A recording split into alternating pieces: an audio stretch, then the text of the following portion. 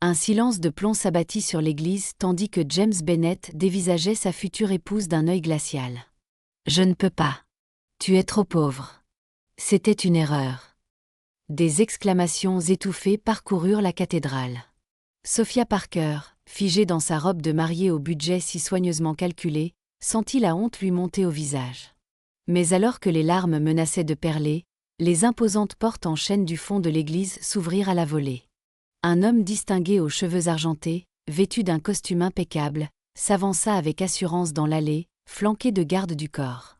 « Bonjour, ma fille », annonça-t-il. « Il semblerait que j'arrive juste à temps. » Le matin de son mariage, Sophia s'était réveillée avant son réveil. Le soleil filtrait à travers les fins rideaux de son modeste 2 pièces, illuminant la simple robe blanche accrochée à la porte de son armoire. Ce n'était pas une robe de grand couturier. Elle l'avait dénichée lors d'une vente d'échantillons, après des mois de recherche pour trouver quelque chose d'élégant qui ne pulvériserait pas son budget serré. En préparant son café, Sophia jeta un œil à la porte du réfrigérateur, couverte de dessins colorés de ses élèves de maternelle. Mademoiselle Parker va se marier, avait gribouillé l'un d'eux, en lettres tremblantes, au-dessus d'un bonhomme en bâton dessiné au crayon, affublé d'une robe triangulaire blanche. Elle sourit, caressant du bout des doigts l'œuvre enfantine. Ses élèves étaient comme une famille pour elle, une famille qu'elle s'était créée pour combler le vide de sa propre enfance fragmentée. Sa mère, Hélène, arriva 1 heure plus tard avec Zoé, la meilleure amie de Sophia et sa demoiselle d'honneur. Les yeux d'Hélène s'embrouillèrent de larmes en aidant sa fille à enfiler sa robe. « Maman, ne commence pas déjà à pleurer », rit Sophia. « On n'arrivera jamais au bout de la cérémonie. »« Je n'y peux rien », répondit Hélène en tamponnant ses yeux. « Je n'aurais jamais cru voir ce jour. Toi, te mariant dans une famille comme les Bennet. » Le sourire de Sophia se crispa légèrement. « Je n'épouse pas une famille, maman.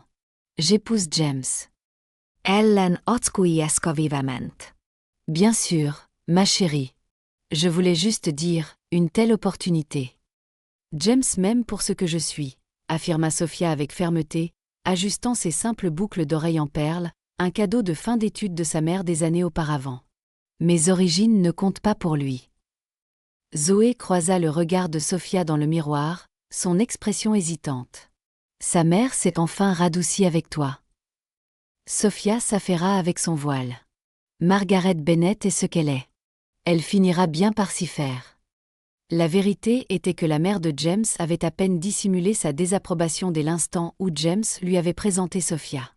Une institutrice de maternelle, avait-elle commenté avec un sourire pincé lors de leur première rencontre. « Comme c'est pittoresque. » Mais James l'avait défendu, n'est-ce pas? Il avait dit à sa mère que c'était la compassion et la chaleur de Sophia qui l'attiraient. « Tout le monde ne mesure pas la réussite à l'aune de son compte en banque, mère, » avait-il déclaré. Ce souvenir rassura Sophia tandis qu'elle terminait ses préparatifs. L'église choisie par la famille de James était grandiose, bien plus somptueuse que ce que Sophia aurait choisi. Des vitraux projetaient des ombres colorées sur le sol en marbre, et des arrangements floraux élaborés ornaient chaque banc. Tandis que Sophia attendait dans la petite antichambre, elle entendit 2 cousines de James passer. « Tu y crois, toi, qu'il va vraiment jusqu'au bout ?» chuchota l'une. Margaret est hors d'elle. « Bah, tu sais ce qu'on dit. Chacun sa petite rébellion. Au moins, elle est jolie, même si sa robe sort clairement du prêt-à-porter. » Sophia se plaqua contre le mur, le cœur battant. Zoé lui serra la main. « Ignore-les, » murmura-t-elle avec ferveur. « Elles sont jalouses parce que tu as trouvé l'amour pour ce que tu es, pas pour ce que tu possèdes. » La marche nuptiale commença, et Sophia prit une profonde inspiration. Son beau-père, Robert, l'homme qui l'avait élevée depuis ses 4 ans, apparut à ses côtés, ses yeux bienveillants derrière ses lunettes. « Prête, ma puce ?» demanda-t-il en lui offrant son bras. Elle hocha la tête, chassant ses doutes. C'était son jour, à elle et à James. Rien d'autre ne comptait. La descente de l'allée lui parut plus longue qu'elle ne l'avait imaginé. Elle remarqua la posture rigide de Margaret Bennet au premier rang, les lèvres pincées. Plusieurs associés de James vérifiaient leurs montres ou pianotaient sur leur téléphone. Mais ensuite, elle vit James qui l'attendait devant l'hôtel, grand et élégant dans son costume sur mesure, et ses inquiétudes s'évanouirent, jusqu'à ce qu'elle le rejoigne. Quelque chose n'allait pas. James ne souriait pas. En prenant place à ses côtés, elle vit sa mâchoire crispée, ses yeux fuyant les siens. « James » murmura-t-elle. Le prêtre commença à parler, sa voix résonnant dans l'espace caverneux. « Mes bien chers frères, nous sommes réunis aujourd'hui. » James transféra son poids d'un pied sur l'autre. Sa mère le fixait intensément depuis le premier rang, un sourcil levé d'un air interrogateur. Si quelqu'un ici présent a une raison valable de s'opposer à l'union légitime de ce couple, qu'il parle maintenant ou se taise à jamais. Le silence qui suivit parut s'étirer indéfiniment. Puis, à l'horreur de Sophia, James s'éclaircit la gorge. « Je dois dire quelque chose », annonça-t-il, sa voix portant dans toute l'église. Le prêtre parut surpris. « Peut-être pourrions-nous en discuter en privé. »« Non. » James se tourna enfin vers Sophia, son expression froide et distante, un regard qu'elle ne lui avait jamais vu. « Je ne peux pas. Tu es trop pauvre. » C'était une erreur. Les mots frappèrent Sophia comme des coups. L'église explosa en hoquets de stupeur et en chuchotements. « Quoi ?»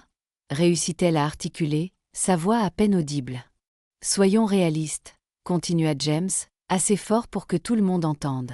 « Nous venons de mondes différents. J'ai essayé de me convaincre que ça n'avait pas d'importance, mais si, ça en a. J'ai besoin de quelqu'un qui comprenne mon style de vie, mes ambitions. Toi, tu seras toujours limité. » Margaret Bennett hocha la tête d'un air approbateur depuis son siège. Sophia sentit la pièce tourner autour d'elle, ses rêves si soigneusement construits s'effondrant. James se détourna, descendant de l'autel. « James » appela-t-elle, retrouvant enfin sa voix. « Tu ne penses pas ce que tu dis ? Qu'est-il advenu de tout ce dont nous avons parlé, nos projets, notre avenir ?» Il s'arrêta, sans même se retourner. « J'ai pris ma décision. Désolé pour le désagrément. » Un désagrément ? Comme si son cœur brisé n'était rien de plus qu'une réservation de restaurant annulée. Tandis que James s'éloignait par une allée latérale vers une porte près de l'hôtel, les invités commencèrent à murmurer bruyamment, certains se levant déjà pour partir, d'autres fixant Sophia avec une pitié non dissimulée. Et puis, ce fut le coup de théâtre. Les énormes portes en chêne au fond de l'église s'ouvrirent en grand avec un fracas qui fit taire tous les chuchotements. Dans l'embrasure se tenait un homme distingué aux cheveux argentés, portant ce qui était manifestement un costume sur mesure qui coûtait probablement plus que le salaire annuel de Sophia. Deux hommes en costume sombre avec des oreillettes le flanquaient, scrutant la salle avec une vigilance professionnelle. L'organisatrice de mariage feuilletait frénétiquement son presse-papier. « Excusez-moi, monsieur. C'est une cérémonie privée. » Mais l'homme s'avançait déjà dans l'allée, le regard fixé sur Sophia. Elle se tenait figée devant l'autel, sa robe de mariée scintillant à la lumière des vitraux, les larmes encore humides sur ses joues. Du premier rang, Sophia entendit sa mère émettre un son étrange, à mi-chemin entre un hoquet et un sanglot. Hélène Parker agrippa si fort le bras de son mari Robert que ses jointures blanchirent. « Ellen » murmura Robert, inquiet. « Tu connais cet homme. » Mais Hélène semblait incapable de parler, son visage exsangue. L'étranger aux cheveux argentés atteignit les marches de l'autel, s'arrêtant juste en dessous de Sophia. De près, elle put voir ses yeux. D'un bleu étonnamment familier qui correspondait au sien. « Bonjour, ma fille », dit-il, sa voix profonde et douce, mais portant dans toute l'église. « Il semblerait que j'arrive juste à temps. Je suis Alexander Montgomery. » Ce nom provoqua une nouvelle vague de murmures parmi les invités. Même James, qui s'apprêtait à sortir par la porte latérale, se figea sur place. « Alexander Montgomery », chuchota quelqu'un. Le Alexander Montgomery, le milliardaire de la tech.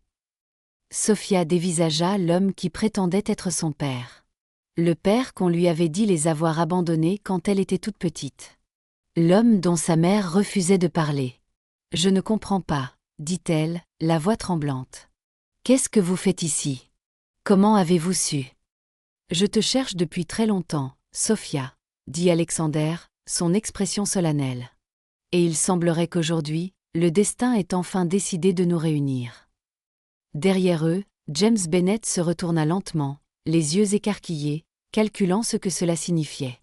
La femme qu'il venait de rejeter publiquement comme étant trop pauvre était apparemment la fille d'un des hommes les plus riches du pays. L'église sombra dans le chaos. Tout le monde dehors. L'équipe de sécurité d'Alexander commença à diriger les invités stupéfaits vers les sorties. La famille a besoin d'intimité. Margaret Bennett tenta de s'approcher, son expression maintenant presque comiquement transformée en un sourire. Monsieur Montgomery, quel plaisir inattendu. Je suis sûre qu'il y a eu un terrible malentendu avec mon fils. Un des gardes du corps d'Alexander s'interposa avec aisance. Madame, veuillez sortir avec les autres invités.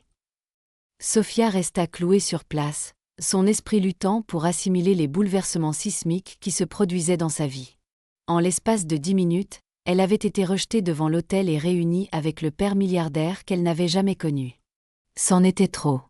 Je crois que j'ai besoin de m'asseoir, murmura-t-elle, ses genoux flageolant légèrement. Zoé se précipita, l'aidant à s'asseoir sur un banc.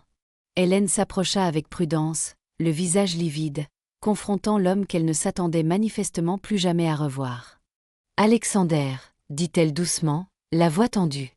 Après toutes ces années.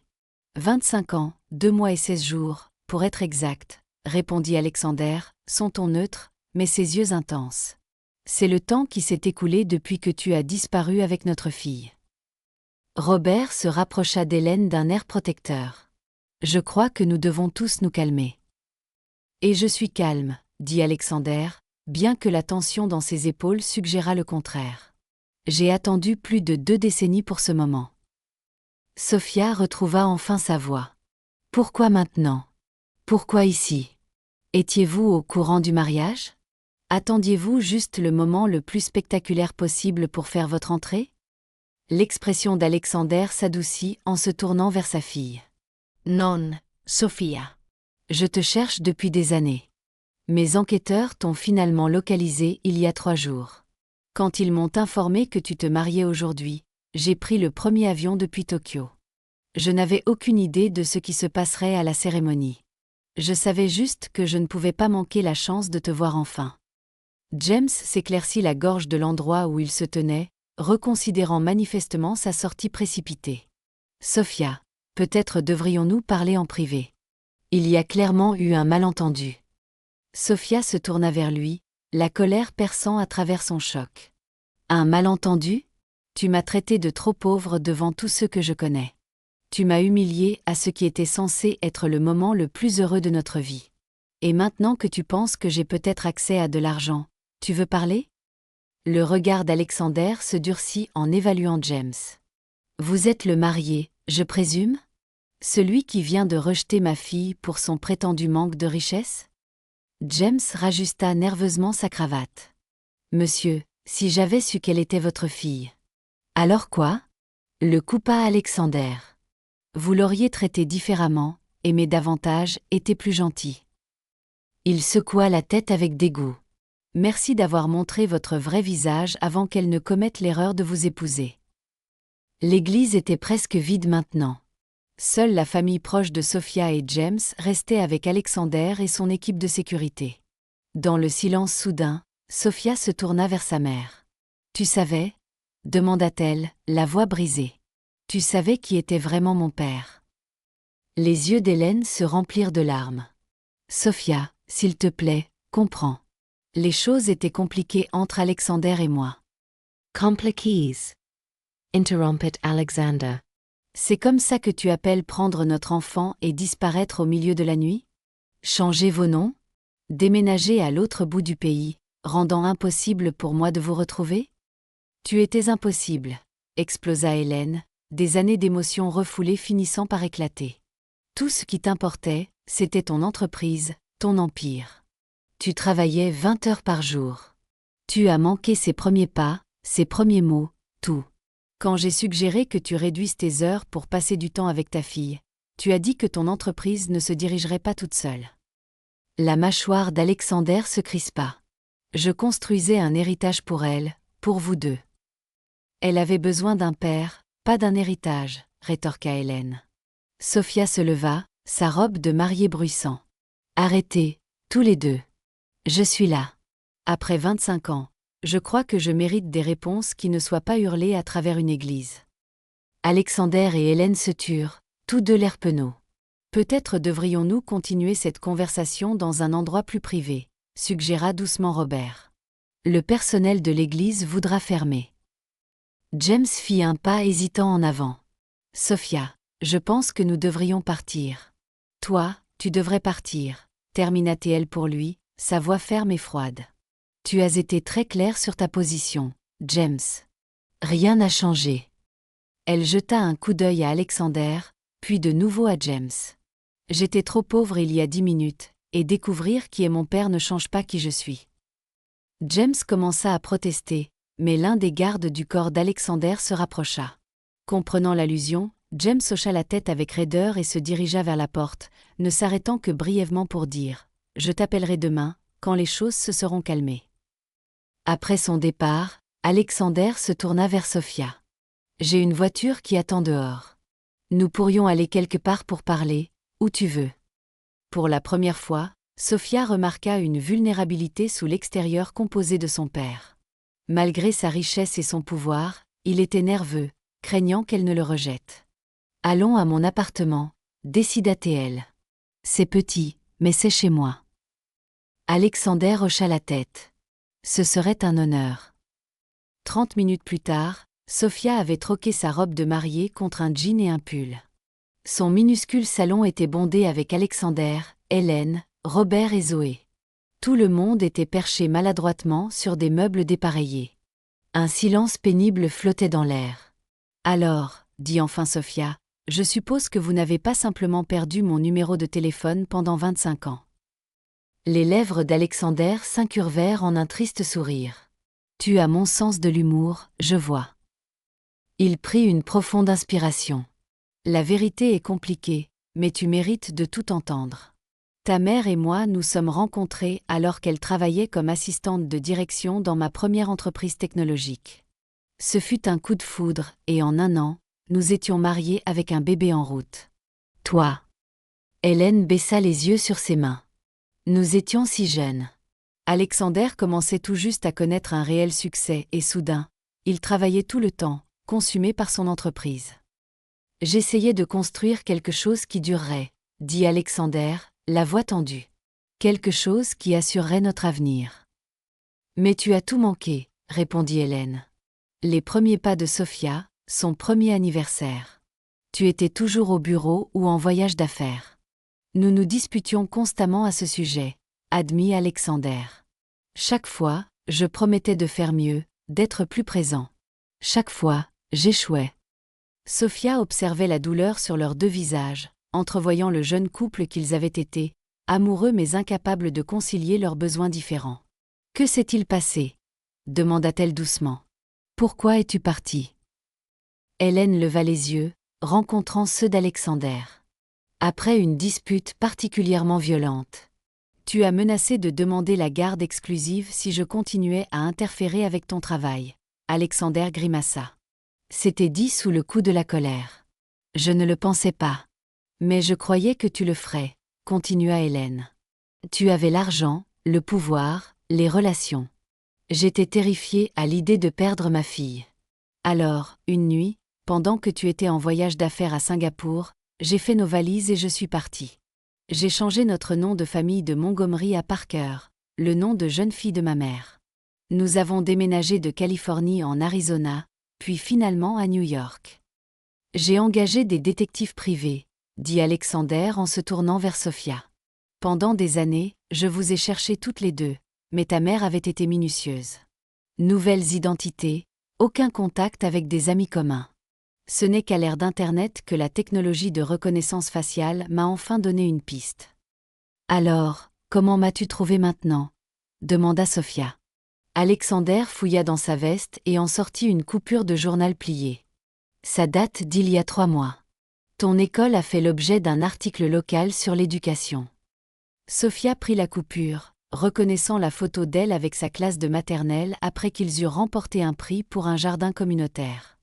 Un moment si petit, si ordinaire, et pourtant il avait comblé un fossé de 25 ans.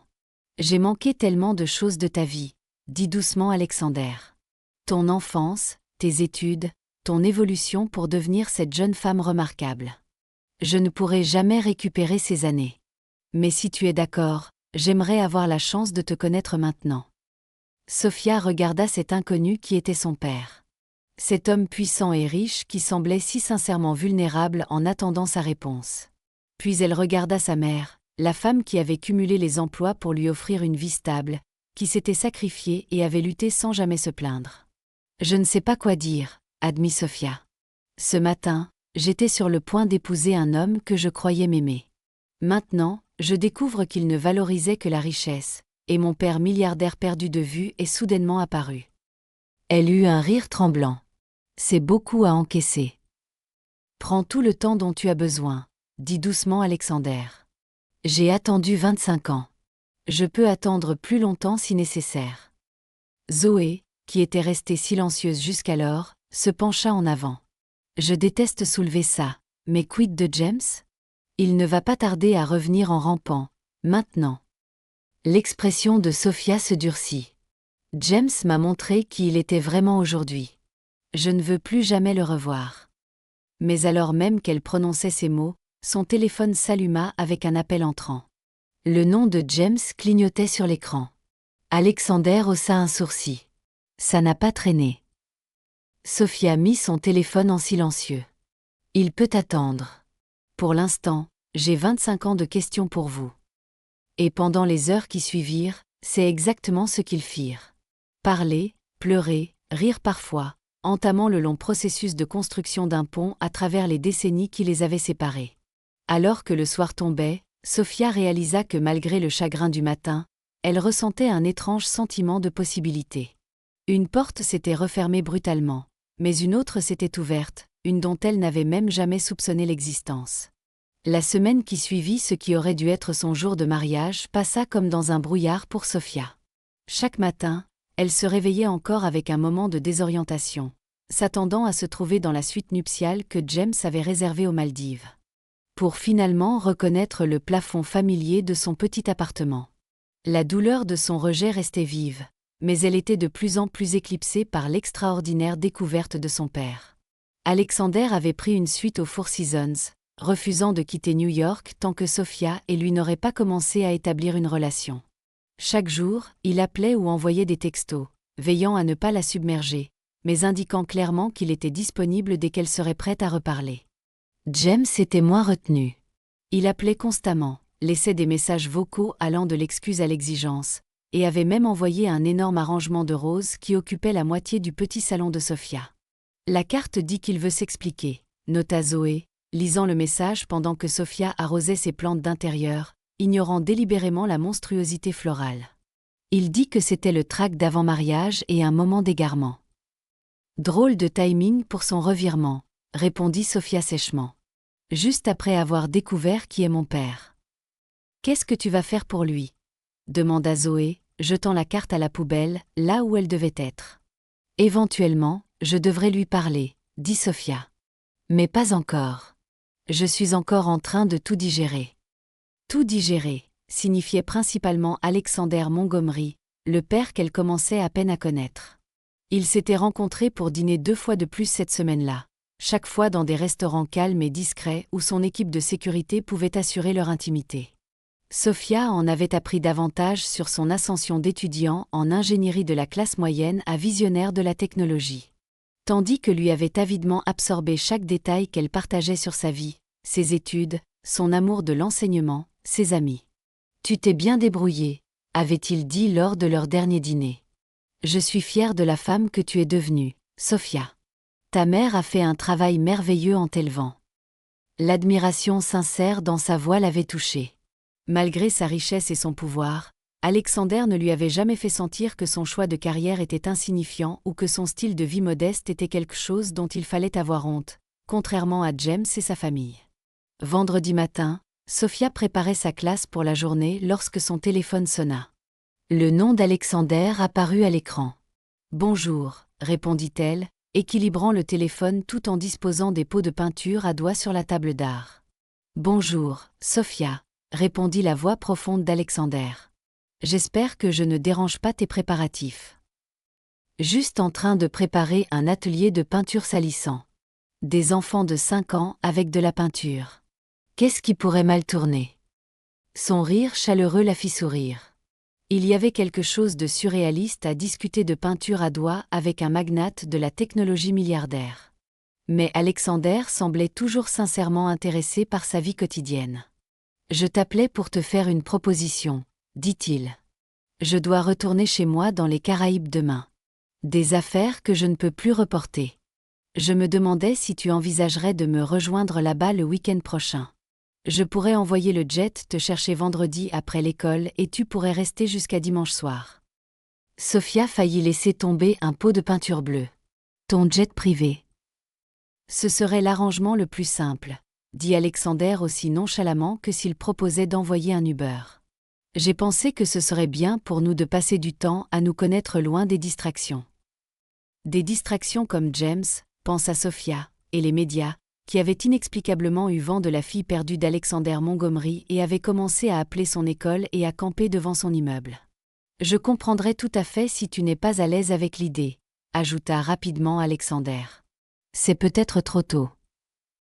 Non, se surprit Sophia à dire. En fait, je crois que ça me plairait. Après le chaos de la semaine passée, l'idée de s'échapper sur une île des Caraïbes était indéniablement attrayante. De plus, elle était curieuse de la vie d'Alexander, du monde qui aurait pu être le sien si l'histoire avait pris un tournant différent. Marvelous. Le plaisir sincère dans sa voix était indubitable. Je demanderai à mon assistante Eleanor de t'envoyer tous les détails. Après avoir raccroché, Sophia resta immobile dans sa classe colorée, essayant de réaliser que le week-end prochain, elle prendrait un jet privé pour rendre visite à son père milliardaire dans les Caraïbes. Comment sa vie avait-elle pu se transformer si complètement en l'espace d'une semaine? Sa contemplation fut interrompue par un coup à la porte de la classe. En se retournant, elle trouva James debout, impeccablement vêtu d'un de ses costumes de marque, tenant encore un autre bouquet. « James, » dit-elle sèchement. « Je prépare ma classe. Tu ne devrais pas être ici. » Il entra quand même, fermant la porte derrière lui. « Sophia, s'il te plaît. Tu ignores mes appels. J'ai juste besoin de 5 minutes pour t'expliquer. » Expliquer pourquoi tu m'as publiquement humiliée à notre mariage? Pourquoi tu m'as traité de trop pauvre devant tous ceux qui me sont chers? La colère qu'elle avait réprimée toute la semaine explosa. Il n'y a rien à discuter. J'ai paniqué, dit James, son beau visage contrit. C'était l'anxiété d'avant-mariage, la peur de l'engagement, appelle ça comme tu veux. J'ai fait une terrible erreur, et je la paie chaque minute depuis. Il s'approcha. Tu dois microiri, Sophia. Ce que j'ai fait est impardonnable, mais je te demande quand même pardon. Je t'aime. Sophia l'étudia. L'homme avec qui elle s'était préparée à passer sa vie il y a à peine une semaine. Il avait l'air sincère, ses yeux suppliants, mais elle ne put s'empêcher de remarquer à quel point il regardait sa montre. Une nouvelle, nota TL, encore plus chère que la pièce de luxe qu'il portait habituellement. « Tu as un rendez-vous quelque part ?» demanda-t-elle d'un ton accusateur. James cligna des yeux, puis couvrit rapidement la montre avec sa manche. « Non, bien sûr que non. Tu es ma priorité, Sophia. Tu as toujours été ma priorité. » Vraiment? Parce que samedi dernier, ta priorité semblait être de t'assurer que tu n'épousais pas quelqu'un qui ne répondait pas à tes exigences financières. Il grimaqua. Je t'ai dit que je ne réfléchissais pas clairement. C'était un moment de folie, et l'approbation de ma mère n'y était pour rien. Je l'ai vu hocher la tête quand tu t'es éloigné de moi. James superior dramaticement. Ma mère a toujours été difficile. Tu le sais. Mais je lui ai dit sans équivoque que tu es la femme que j'aime, et qu'elle doit l'accepter. Qu'est-ce qui l'a fait changer d'avis, je me demande, demanda Sophia. Serait-ce que je suis soudainement la fille d'Alexander Montgomery? Ce n'est pas juste, protesta James, bien que ses yeux se détournassent des siens. Écoute, est-ce que ça importe pourquoi elle est enfin prête à t'accueillir dans la famille? L'important, c'est qu'elle l'est. Avant que Sophia ne puisse répondre, la porte s'ouvrit et ses élèves commencèrent à affluer, bavardant avec enthousiasme en accrochant leur sac à dos et en saluant leur maîtresse. James recula, clairement frustré par l'interruption. « Nous devons finir cette conversation, » dit-il. Dîne avec moi ce soir. S'il te plaît, Sophia, donne-moi une chance de réparer ça. En regardant les visages impatients des enfants découvrant la peinture à doigts, Sophia trouva la clarté. Ces enfants jugent les gens sur leur gentillesse, pas sur ce qu'il y a dans leur compte en banque. Ils m'ont beaucoup appris, James, y compris à reconnaître ce qui compte vraiment. Elle lui rendit les fleurs. Je dois commencer la classe maintenant. S'il te plaît, ne reviens plus ici. Son expression se durcit momentanément avant qu'il ne force un sourire. Tu es contrarié. Je comprends. Je t'appellerai ce week-end quand tu auras eu plus de temps pour réfléchir. Après son départ, Sophia se concentra sur ses élèves, chassant les pensées de James. Elle adorait ces moments. 20 jeunes esprits brillants explorant les couleurs et les textures, créant avec une joie débridée. Leur rire et leur concentration l'ancraient, lui rappelant ce qu'elle valorisait le plus dans la vie. Ce soir-là, Sophia fit une petite valise pour son week-end dans les Caraïbes, s'émerveillant encore de la direction que sa vie avait prise.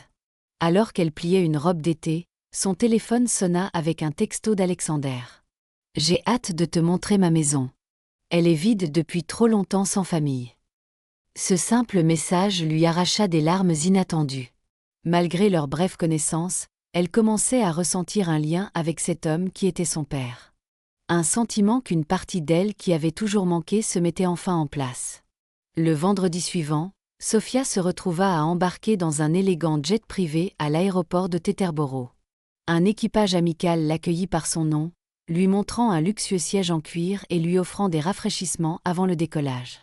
L'intérieur était élégant, mais pas ostentatoire, un peu comme Alexander lui-même, qui semblait considérer sa richesse comme un outil plutôt qu'une vitrine. 3 heures plus tard, l'avion entama sa descente vers une île privée des Caraïbes. En approchant, Sophia eut le souffle coupé par la vue depuis son hublot. Des eaux bleues cristallines entourant une île verdoyante avec un vaste complexe niché le long d'une plage immaculée. « Bienvenue à Isla Montgomery, Mademoiselle Parker », annonça le pilote. Température actuelle de 28 degrés avec un ciel dégagé. Monsieur Montgomery vous attend à la maison principale. L'avion atterrit sur une piste privée.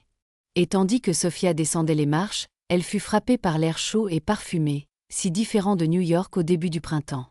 Alexander se tenait à côté d'un Land Rover vintage, son visage s'illuminant d'un large sourire en la voyant. « Tu es arrivé », dit-il en s'avançant pour l'accueillir. Il y eut un moment de gêne où aucun ne savait s'il fallait se serrer dans les bras ou se serrer la main. Mais Alexander prit gentiment son sac de week-end. « Comment s'est passé ton vol ?»« Certainement l'expérience de vol la plus confortable de ma vie, » admit Sophia, le suivant jusqu'au véhicule. Bien que je n'arrêtais pas de me sentir coupable d'avoir tout cet avion juste pour moi. Alexander rit. L'avion faisait le voyage de toute façon. J'ai des cadres qui font constamment la navette depuis New York. Nous nous sommes juste assurés que tu sois la seule passagère. Alors qu'il roulait le long d'une route côtière sinueuse, Sophia admirait le paysage à couper le souffle. « Cet endroit est incroyable, » dit-elle. « Depuis combien de temps l'as-tu » ? « J'ai acheté l'île il y a environ 20 ans, » répondit Alexander, les yeux sur la route. « C'était à peu près au moment où j'avais finalement accepté que vous retrouver, toi et ta mère, pourrait prendre beaucoup plus de temps que je ne l'avais espéré. J'avais besoin d'un sanctuaire, d'un endroit où me retirer quand la recherche devenait trop douloureuse. » Sophia ressentit un pincement au cœur au souvenir de toutes les années perdues. Malgré son scepticisme initial quant à son histoire, chaque interaction avec Alexander l'avait convaincu qu'il avait vraiment passé des décennies à la chercher, qu'il ne l'avait jamais abandonnée volontairement comme on le lui avait fait croire. Ils prirent un virage et la maison principale apparut. Une structure tentaculaire et élégante avec de larges vérandas et des baies vitrées capturant la vue sur l'océan. C'était grandiose sans être imposant, et alors qu'ils s'arrêtaient devant l'entrée, plusieurs membres du personnel sortirent pour les accueillir. « Bienvenue chez vous, monsieur Montgomery », dit chaleureusement une femme d'une 60aine d'années avant de se tourner vers Sophia. « Et bienvenue à vous, mademoiselle Parker. Je suis Eleanor, la chef de cabinet de votre père. Nous sommes tous ravis de vous rencontrer enfin. » Il y avait quelque chose dans les yeux d'Eleanor, une émotion sincère qui prit Sophia au dépourvu. « Merci, dit-elle.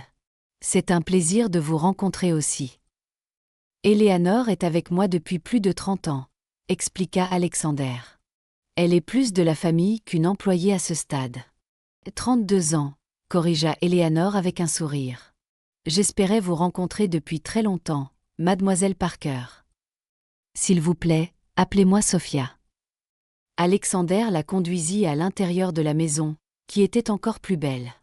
Ouverte et aérée, avec des matériaux naturels et un mobilier confortable plutôt que le luxe froid et stérile auquel Sophia s'attendait à moitié. Il y avait des livres partout, des œuvres d'art sur les murs qui semblaient choisies avec soin plutôt que pour leur statut, et des photographies de famille. Sophia s'arrêta brusquement, remarquant une photo encadrée sur une table d'appoint. C'était elle, ou plutôt une version beaucoup plus jeune d'elle, peut-être 6 ou 7 ans, dans ce qui semblait être une pièce de théâtre scolaire. Elle était déguisée en arbre, son petit visage rayonnant entre des branches en papier cartonné. « Comment avez-vous ça » demanda-t-elle en prenant le cadre. L'expression d'Alexander était à la fois triste et pleine d'espoir. « C'était la première photo que mes enquêteurs ont réussi à trouver de toi après ta disparition. Elle était dans un journal local de Phoenix, la production de « L'arbre généreux » par ton école primaire. Tu avais 7 ans. » Sophia fixa l'image, puis remarqua d'autres cadres à proximité, d'autres photos d'elle au fil des ans. Sa foire scientifique au collège, une compétition d'athlétisme au lycée, sa remise de diplôme universitaire. « Vous m'avez observé pendant tout ce temps ?» demanda-t-elle, ne sachant si elle devait se sentir touchée ou mal à l'aise. « Pas observé, » dit Alexander avec précaution, trouvant des moments chaque fois que je le pouvais.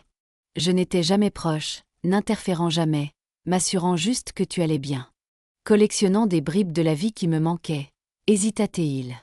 Je sais que cela peut paraître étrange, voire intrusif, mais ces photos m'ont aidé à tenir quand la recherche semblait désespérée. Sophia reposa le cadre, des émotions contradictoires l'envahissant. J'ai besoin d'une minute pour digérer ça. Bien sûr, dit rapidement Alexander. Voudrais-tu voir ta chambre ? Tu peux te reposer avant le dîner si tu le souhaites. La suite d'invités était magnifique, un espace serein avec une terrasse privée donnant sur l'océan. Après qu'Alexander l'eut laissé s'installer, Sophia s'assit sur le bord du lit king size, essayant de concilier l'homme qu'elle apprenait à connaître avec ses nouvelles révélations. Il y avait quelque chose à la fois de réconfortant et de dérangeant à découvrir qu'elle n'avait jamais été aussi seule qu'elle le pensait, que quelque part son père avait collecté des traces de sa vie, la gardant dans son cœur malgré leur séparation.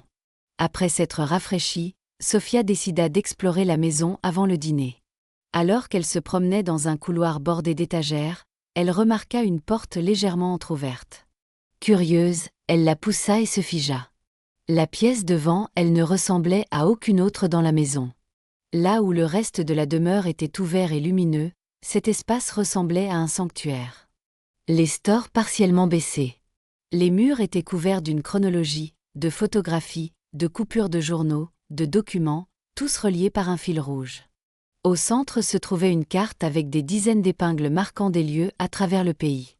Mais ce qui arrêta vraiment le cœur de Sophia, c'était la collection de cadeaux emballés soigneusement empilés le long d'un mur. Des dizaines d'entre eux, chacun étiqueté avec son nom et une date. Des cadeaux d'anniversaire, réalisa-t-elle. 25 ans de cadeaux d'anniversaire qui n'avaient jamais été livrés. Je vois que vous avez trouvé la pièce. Sophia se tourna pour trouver Eleanor dans l'embrasure de la porte, son expression douce. « Qu'est-ce que c'est que cet endroit ?» demanda Sophia, bien qu'elle connût déjà la réponse. « Votre père l'appelle la chambre du cœur, » dit Eleanor en entrant. « C'est là qu'il gardait tout ce qui vous concernait. Les dossiers d'enquête, les photos que nous avons réussi à obtenir, la chronologie de vos déplacements au fil des ans. » Elle désigna les cadeaux. « Et cela ? Il vous achetait un cadeau d'anniversaire chaque année, espérant vous trouver à temps pour vous le donner. Quand il ne le faisait pas, il les gardait. » Sophia s'approcha de la pile de cadeaux, ses doigts effleurant les étiquettes soignées. Chacun représentait une année de sa vie et une année d'attente de son père. « Il n'a jamais abandonné, » continua Eleanor. « Même quand tout le monde, y compris ses avocats et certains membres de notre conseil d'administration, lui disait de passer à autre chose, il continuait simplement à chercher. Pourquoi le conseil d'administration se soucierait-il de sa vie personnelle ? Demanda Sophia. L'expression d'Eleanor changea légèrement. C'est compliqué. Votre père est une personne extrêmement privée, mais son entreprise est très publique. Lorsque vous établissez une fiducie et un plan de succession pour une société valant des milliards, toutes sortes de gens développent des opinions sur vos choix personnels. Plan de succession, répéta Sophia. Vous voulez dire qui hérite de l'entreprise. Jusqu'à il y a une semaine, le plan était assez bien établi, dit Eleanor avec précaution. Mais maintenant que vous avez été retrouvés. Elle s'interrompit, semblant regretter d'en avoir dit autant. C'est vraiment à votre père d'en discuter avec vous quand il sera prêt. J'en ai déjà trop dit. Avant que Sophia ne puisse insister, ils entendirent Alexander appeler son nom depuis le salon principal. Nous devrions le rejoindre pour le dîner, dit Eleanor en se dirigeant vers la porte. Mais Sophia, vous devriez savoir quelque chose. Votre apparition dans la vie de votre père a bousculé certaines attentes. Soyez prudente à qui vous faites confiance, y compris les personnes de votre passé qui pourraient soudainement vous trouver plus intéressante maintenant. L'avertissement glaça le sang de Sophia. Was voulez dire James? L'expression d'Eleanor resta neutre. Je veux simplement dire que le monde de votre père comporte des complexités que vous n'avez pas eu à affronter auparavant. La richesse attire les opportunistes, quelque chose qu'Alexander a appris à ses dépens il y a longtemps. Sur cette déclaration énigmatique, elle fit signe à Sophia de la suivre pour le dîner, laissant derrière elle la chambre du cœur et ses révélations. Mais en marchant, Sophia ne pouvait se défaire du sentiment que retrouver son père n'avait pas seulement comblé un vide dans sa vie, mais l'avait aussi exposée à des dangers qu'elle commençait à peine à comprendre. Le dîner fut servi sur une terrasse surplombant l'océan, la table illuminée par des lanternes qui se balançaient doucement dans la brise du soir. La nourriture était exquise mais sans prétention. Fruits de mer frais, fruits tropicaux, des plats qui célébraient les ressources de l'île plutôt que des luxes importés. Tout au long du repas, Alexander interrogea Sophia sur son enseignement, ses amis, ses centres d'intérêt, semblant absorber chaque détail avec une fascination sincère. En retour, il partagea des histoires de sa propre vie, brossant le portrait d'un homme motivé mais solitaire, prospère en affaires, mais à qui manquait ce qui comptait le plus pour lui. J'ai construit cette entreprise en pensant que je créais un héritage pour ma famille, dit-il alors qu'il s'attardait sur le dessert, pour découvrir que sans la famille, l'héritage ne signifiait rien. Sophia se tenait sur sa terrasse privée, regardant le clair de lune chatoyer sur les Caraïbes, lorsque son téléphone vibra avec un texto. C'était de James. Tu me manques. J'ai fait une erreur. Je t'aime toi, pas ta valeur nette. S'il te plaît, rentre à la maison pour que nous puissions tout recommencer. Elle fixa le message, pensant à l'avertissement d'Eleanor. James était-il vraiment repentant? Ou était-il juste un autre opportuniste attiré par la fortune des Montgomery? Et plus important encore, qu'est-ce que cela disait de leur relation qu'elles doivent même se poser la question? D'un geste décidé, elle supprima le message sans répondre, puis éteignit complètement son téléphone. Quelles que soient les complications que sa nouvelle relation avec Alexander pourrait entraîner. Une chose devenait de plus en plus claire. Elle méritait mieux qu'un homme qui ne l'avait valorisée que lorsqu'il pensait qu'elle venait avec un avantage financier. Derrière elle, la vaste maison brillait chaleureusement contre le ciel nocturne, le sanctuaire de son père, et peut-être un jour un endroit où elle aussi pourrait appartenir. Pour la première fois depuis ce moment dévastateur devant l'autel, Sophia ressentit une étincelle de gratitude pour le rejet de James. S'il ne l'avait pas abandonnée ce jour-là, elle n'aurait peut-être jamais découvert la vérité sur son passé ni entrevu les possibilités de son avenir. Le week-end sur l'île d'Alexander passa trop vite. Le dimanche soir, alors que Sophia se préparait à retourner à New York et à sa classe de maternelle, elle ressentit une véritable réticence à partir. En seulement 2 jours, Alexander et elle avaient commencé à construire une relation qui semblait de plus en plus naturelle, se connectant sur des intérêts communs, découvrant des traits similaires et comblant progressivement les énormes vides dans la vie de l'autre. « Tu reviendras bientôt ?» demanda Alexander alors qu'il se tenait à côté du jet qui attendait. « Peut-être pour un séjour plus long pendant tes vacances d'été. »« Ça me plairait, » répondit Sophia, surprise de voir à quel point elle le pensait. « Et tu me rendras visite à New York. »« Essaie de m'en empêcher, » sourit-il, puis hésita avant d'ajouter. « En fait, je serai là la semaine prochaine pour plusieurs réunions du conseil. Peut-être pourrions-nous dîner, et si tu es à l'aise avec l'idée, j'aimerais te présenter à certains de mes collègues. » Sophia haussa un sourcil. Tu veux me pavaner devant le conseil. Pas te pavaner, corrigea doucement Alexander. Mais oui, te présenter. Tu es ma fille, Sophia. La personne la plus importante de ma vie. Il est temps que les gens le sachent.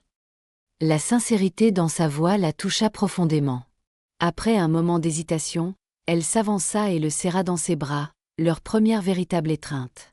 Alexander parut momentanément abasourdi avant de l'entourer de ses bras, la tenant avec une tendresse prudente qui en disait long sur sa peur d'aller trop vite. « On se voit la semaine prochaine, alors, dit-elle en se séparant.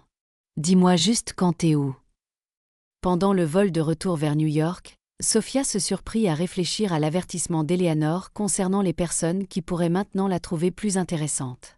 L'exemple le plus évident était James, qui avait poursuivi sa campagne d'appels, de textos et d'arrangements floraux élaborés tout au long du week-end. Mais en retrouvant son appartement et sa routine d'enseignement, elle remarqua d'autres changements, plus subtils. Un parent de son école, qu'il avait à peine remarqué auparavant, l'invita soudainement à rejoindre le conseil d'administration d'une œuvre de charité exclusive. Le propriétaire, qui s'était montré indifférent à la réparation de son robinet qui fuyait, répondit maintenant à sa demande d'entretien en quelques heures. Même le barista de son café local la regarda avec une nouvelle curiosité lorsqu'elle commanda son simple latte habituel. La nouvelle s'était répandue, semblait-il. L'humble institutrice de maternelle était maintenant la fille d'Alexander Montgomery, et cela changeait tout. James l'attendait devant sa classe lorsqu'elle termina d'enseigner le mercredi après-midi. Il avait l'air impeccable comme toujours, bien qu'elle remarquât des cernes sous ses yeux que son bronzage soigneusement entretenu ne parvenait pas tout à fait à dissimuler. « 5 minutes, dit-il avant qu'elle ne puisse protester. C'est tout ce que je demande. » Trop fatiguée pour discuter, Sophia hocha la tête, le conduisant dans une petite salle de conférence où ils pourraient parler en privé. « J'ai réfléchi à ce qui s'est passé, » commença immédiatement James. « Pas seulement au mariage, mais à tout ce qui y a mené. J'ai laissé les attentes de ma mère m'influencer d'une manière dont je ne suis pas fière. »« Ta mère ne t'a pas forcé à m'abandonner devant l'autel, » souligna Sophia. « Tu as fait ça tout seul. » James Grimoka. Je sais qu'il n'y a aucune excuse pour la façon dont je t'ai traitée. Mais Sophia, nous avons eu 2 ans ensemble, 2 bonnes années. Est-ce qu'une terrible erreur efface tout ça? Ce n'était pas juste une erreur, James. C'était une révélation de caractère. Elle l'étudia, remarquant comment il n'arrêtait pas de vérifier sa montre de luxe, une habitude nerveuse à laquelle elle n'avait jamais prêté beaucoup d'attention auparavant. « Pourquoi es-tu vraiment ici? Est-ce parce que je te manque ou parce que tu as découvert que je suis la fille d'Alexander Montgomery? »« Ce n'est pas juste, » protesta-t-il. « Je t'aimais avant de savoir qui était ton père. Et pourtant, tu m'as traité de trop pauvre et tu as quitté notre mariage. Ça ne ressemble pas aux actions d'un homme amoureux. » James se pencha en avant, son expression sérieuse. « J'ai paniqué. L'engagement, le caractère définitif de tout ça. Ça m'a submergée. Je me suis focalisée sur nos origines différentes comme excuse parce que j'étais trop lâche pour admettre que j'avais simplement peur du mariage lui-même. » Il lui prit la main. « Mais te perdre m'a montré ce qui compte vraiment. Je veux une autre chance, Sophia. Un nouveau départ. » Il y avait une telle sincérité dans sa voix que Sophia hésita un instant. Ils avaient partagé de bons moments, des vacances, des rires, des projets d'avenir. Était-elle trop dure, trop rancunière? Puis elle se souvint du regard froid dans ses yeux lorsqu'il l'avait rejetée devant l'autel, et de l'intérêt calculateur qui l'avait remplacé à l'apparition d'Alexander. Certaines trahisons coupent trop profondément pour une seconde chance. « Je suis désolée, James. C'est fini entre nous. S'il te plaît, respecte ça et arrête de me contacter. » Sa mâchoire se crispa momentanément avant qu'il n'acquiesce, se levant. « Je comprends que tu aies besoin de plus de temps. Je serai patient, Sophia. Ce que nous avions vaut la peine de se battre. » Après son départ, Sophia resta seule dans la salle de conférence, troublée par sa persistance. Il y avait quelque chose de presque désespéré dans sa détermination, quelque chose qui ne correspondait pas au James qu'elle pensait avoir connu. C'était comme s'il ne pouvait pas accepter qu'elle puisse vraiment s'éloigner, que son charme et sa beauté ne finiraient pas par la reconquérir. Ce soir-là, une élégante limousine arriva pour emmener Sophia dîner avec Alexander dans un restaurant exclusif de Manhattan. En entrant dans le salon privé, elle fut surprise de trouver non seulement son père qui l'attendait, mais aussi plusieurs autres personnes. Sophia l'accueillit chaleureusement Alexander. J'espère que ce léger changement de programme ne te dérange pas. Voici quelques membres clés de mon équipe de direction qui se trouvent être en ville pour nos réunions. Au cours des 2 heures suivantes, Sophia rencontra un défilé de professionnels élégants et éloquents. Le conseiller juridique principal d'Alexander, son directeur financier, son responsable des opérations mondiales. Chacun l'accueillit avec un plaisir apparemment sincère, bien qu'elle ne pût s'empêcher de remarquer les regards évaluateurs qui accompagnaient leur sourire. Un homme en particulier se démarqua. Victor Kingsley, présenté comme le protégé et vice-président exécutif d'Alexander. Au début de la quarantaine, avec des traits fins et des yeux attentifs, la poignée de main de Victor s'attarda un instant de trop alors qu'il l'étudiait. La ressemblance est frappante, commenta-t-il. Vous avez exactement les yeux d'Alexander, comme il est extraordinaire que le destin vous ait ramené dans sa vie après toutes ces années. Il y avait quelque chose dans son ton, une tension sous les mots lisses qui mit instantanément Sophia sur ses gardes. Oui, répondit-elle simplement. Tout à fait extraordinaire. Au fur et à mesure que le dîner avançait, Sophia observait la dynamique à table avec un intérêt croissant. Les cadres respectaient clairement Alexander, mais ils le surveillaient aussi attentivement, ajustant leurs commentaires en fonction de ses réactions. Victor, en particulier, semblait à l'écoute de chaque geste d'Alexander, finissant souvent ses phrases ou renforçant ses arguments. Victor est mon bras droit depuis près de 15 ans. Expliqua Alexander, remarquant l'attention de Sophia. Il a rejoint l'entreprise directement après ses études de commerce et a connu une ascension fulgurante depuis. Beaucoup le considèrent comme mon successeur présomptif. Au mot « successeur », Sophia remarqua un changement subtil dans l'atmosphère de la pièce. Le sourire de Victor se crispa presque imperceptiblement tandis que le directeur financier et le conseiller juridique échangeaient des regards rapides. Bien sûr, continua Alexander, les événements récents pourraient nécessiter une certaine reconsidération de notre planification stratégique à long terme. Il sourit à Sophia. La famille a une façon de remodeler les priorités. Les implications de cette déclaration n'échappèrent à personne à table. Surtout pas à Victor, dont les jointures blanchirent autour de son verre d'eau. Pour la première fois, Sophia comprit pleinement l'avertissement d'Eleanor. Son apparition dans la vie d'Alexander n'avait pas seulement comblé un vide personnel. Elle avait perturbé un plan de succession d'entreprise soigneusement établi. Après le dîner, alors que Sophia se préparait à partir, Victor l'approcha près du vestiaire. « Ce fut un plaisir de vous rencontrer, mademoiselle Parker, dit-il avec aisance. Alexander ne parle que de vous ces jours-ci. C'est remarquable à quel point vous êtes rapidement devenu le centre de son monde. » Nous apprenons juste à nous connaître, répondit Sophia avec précaution. 2 ans, c'est beaucoup de temps à rattraper. Victor hocha la tête, son sourire n'atteignant pas ses yeux. En effet, et Alexander est tout sauf superficiel quand il se met quelque chose en tête. J'imagine qu'il discute déjà de l'entreprise avec vous, de votre rôle potentiel dans son avenir. En fait, non, dit Sophia sincèrement. Nous nous sommes concentrés sur des questions personnelles jusqu'à présent. Comme c'est rafraîchissant, murmura Victor.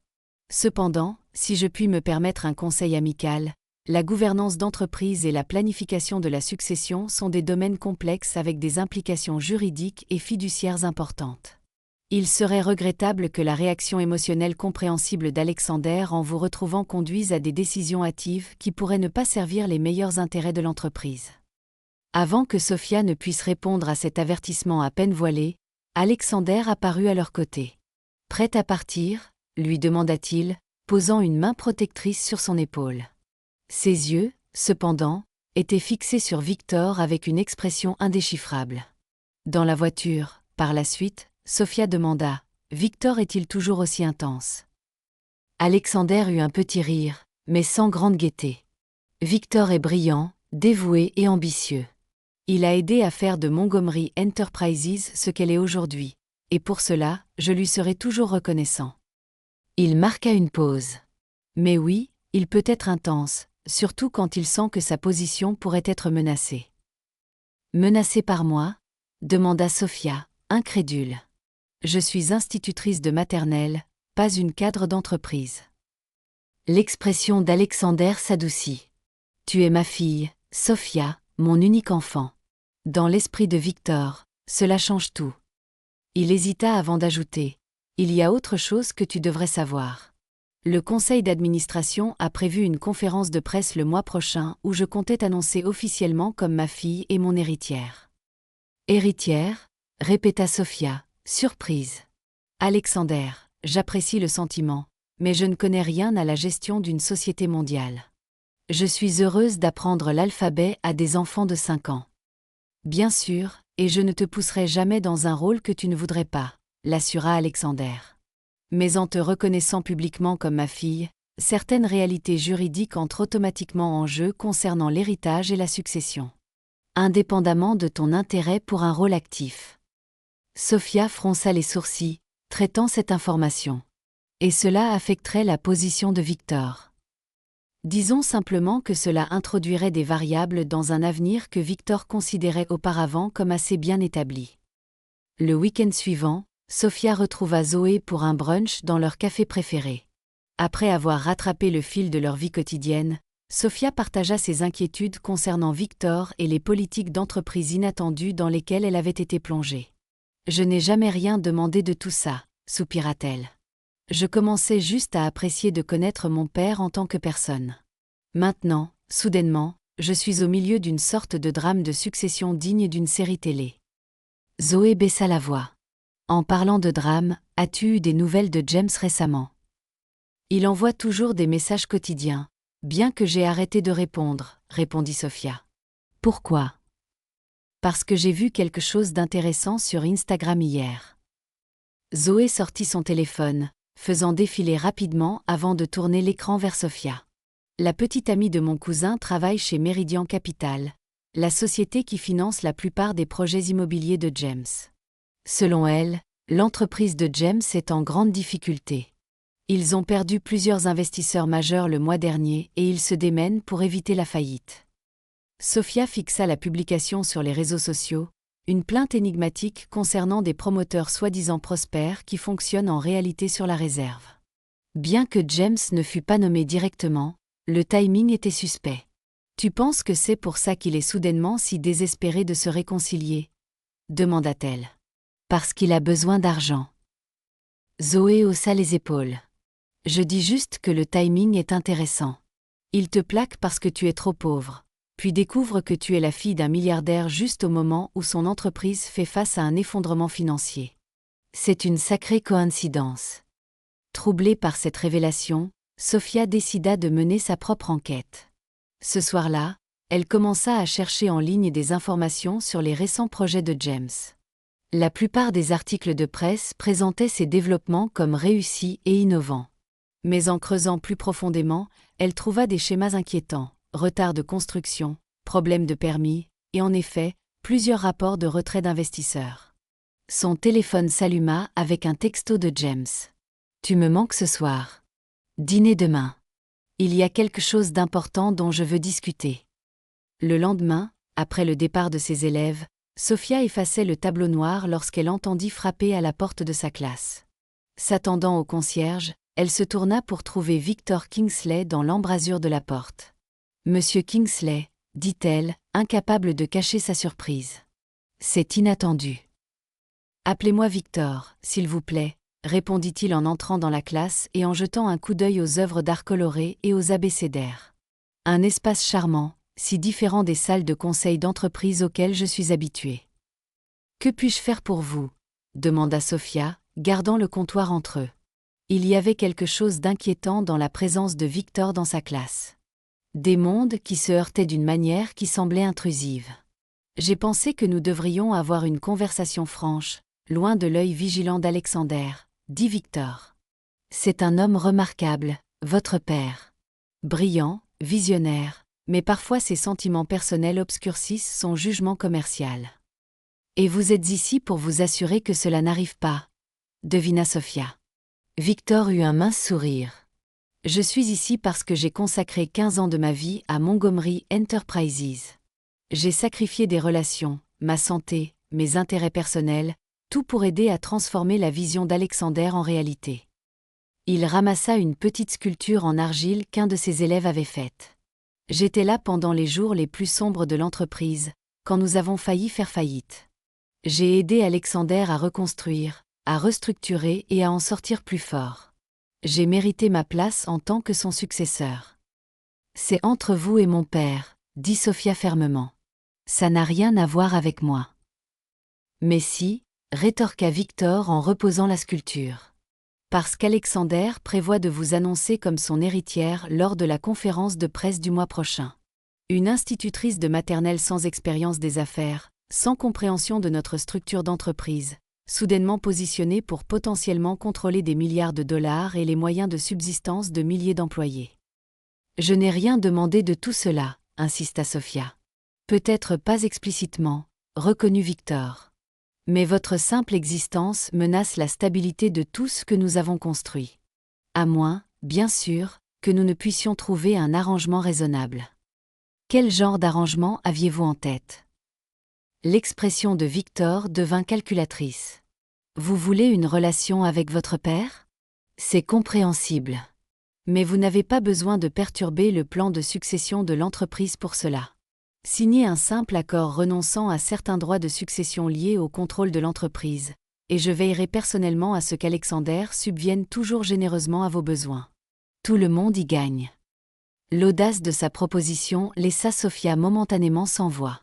« Laissez-moi comprendre, dit-elle enfin. Vous voulez que je renonce à des droits dont je ne savais même pas que j'avais pour protéger votre position, avant même d'avoir eu la chance de comprendre en quoi consistent ces droits. Je vous offre une solution propre avant que les choses ne se compliquent, répondit Victor, son ton se durcissant légèrement. La santé d'Alexander n'est plus ce qu'elle était. Des situations stressantes pourraient lui être problématiques. La menace implicite était indubitable. Suggérez-vous que ma présence dans sa vie lui est nuisible ? Je suggère que les luttes de pouvoir au sein d'une entreprise peuvent être extrêmement stressantes, dit Victor. Même lorsqu'elles impliquent la famille, surtout lorsqu'elles impliquent la famille. Avant que Sophia ne puisse répondre, une autre silhouette apparut dans l'embrasure de la porte. James, tenant encore un autre bouquet. Sophia, es bereit. Il s'arrêta net en voyant Victor. Je ne savais pas que tu avais de la compagnie. Les deux hommes s'évaluèrent avec une méfiance immédiate, comme des prédateurs rencontrant un rival inattendu. Quelque chose dans leur reconnaissance mutuelle frappa Sophia comme étrange, trop familier pour des hommes qui auraient dû être des étrangers. « Vous vous connaissez » demanda-t-elle en les regardant tour à tour. « Non » répondirent-ils simultanément, puis échangèrent des regards rapides. « Monsieur Kingsley était sur le point de partir » dit Sophia d'un ton sec. « Et James, je t'ai dit d'arrêter de venir sur mon lieu de travail. » Victor ajusta sa cravate dea pafete. Réfléchissez à ce que j'ai dit, mademoiselle Parker. Certaines décisions doivent être prises avant la conférence de presse, pour le bien de tous.